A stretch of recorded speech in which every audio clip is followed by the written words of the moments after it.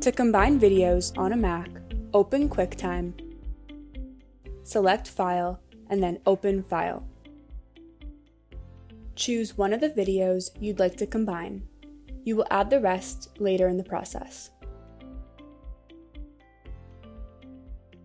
Drag and drop any other videos into the QuickTime video player that you would like to combine.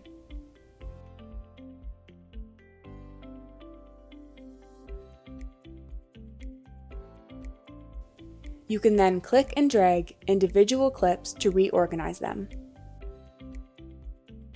You can double-click clips to trim them here as well. Trimming videos this way will not impact your original files. When you are finished combining your clips, click Done.